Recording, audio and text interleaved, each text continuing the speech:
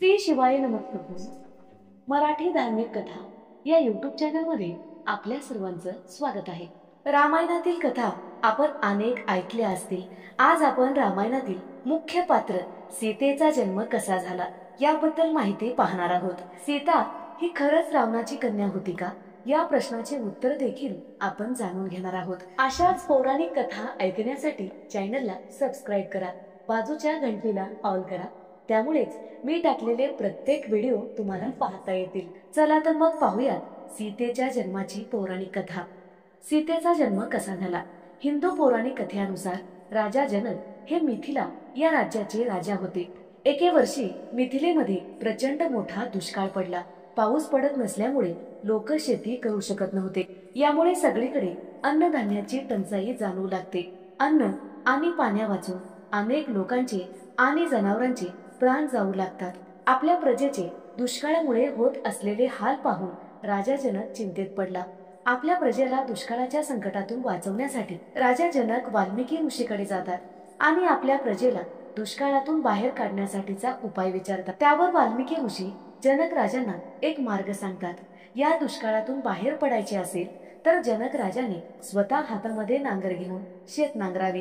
राजा जनक वाल्मिकीचे म्हणणे मान्य करतात.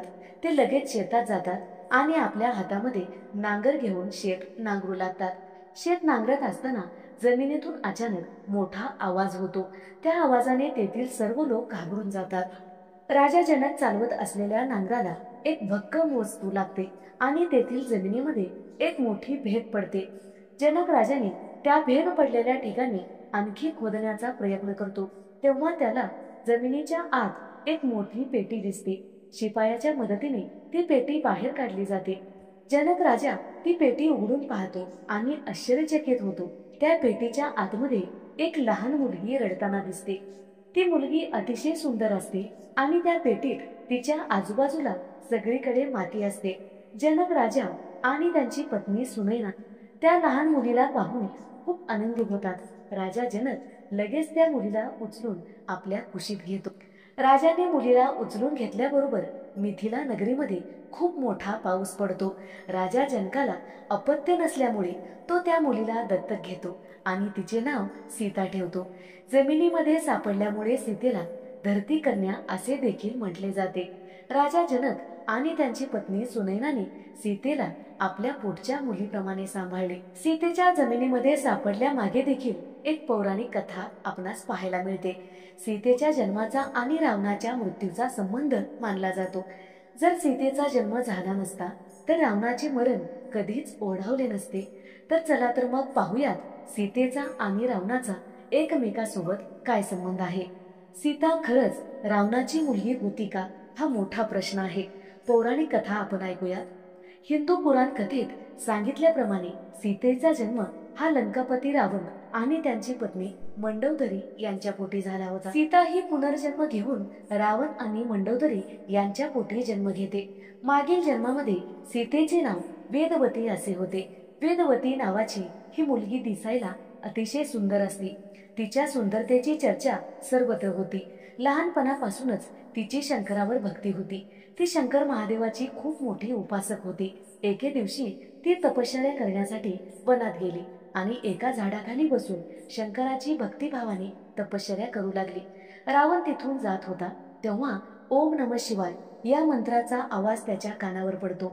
त्याच वेळी रावणाची नजर वेदवतीवर पडते. वेदवतीचे सुंदर रूप पाहून रावण मोहित होतो. तो वेदवतीजवळ जातो आणि तिला आपल्यासोबत लग्न करण्यासाठी आग्रह करू लागतो. वेदवती रावणावर क्रोधित होते. ती रावणाला लग्नासाठी नकार देते, पण तरीही रावण वेदवतीसोबत लग्न करण्यासाठी जबरदस्ती करू लागतो आणि तिचा छळ करू लागतो. रावणापासून वाचण्यासाठी वेदवती यज्ञामध्ये आपल्या प्राणाची आहुती देते. मरण्यापूर्वी वेदवती रावणाला एक शाप देते. तू केलेल्या या कृत्याची शिक्षा तुला एक ना एक दिवस भेटेल. मी पुनर्जन्म घेऊन तुझी मुलगी म्हणून जन्माला येईल आणि तुझ्या मृत्यूचे कारण देखील मीच असेल. काही काळानंतर रावण आणि त्यांची पत्नी मंडोदरी यांना कन्यारत्न प्राप्त होते. रावण खूप खुश होतो, पण नंतर त्याला वेदवतीने दिलेला शाप आठवतो. त्याला खात्री होते आपल्या पोटी वेदवतीने पुनर्जन्म घेतला आहे. तो फार घाबरून जातो. आपल्या मरणाच्या भीतीमुळे तो त्या लहान मुलीला मारण्यासाठी घेऊन जातो आणि तिला समुद्रात सोडून देतो.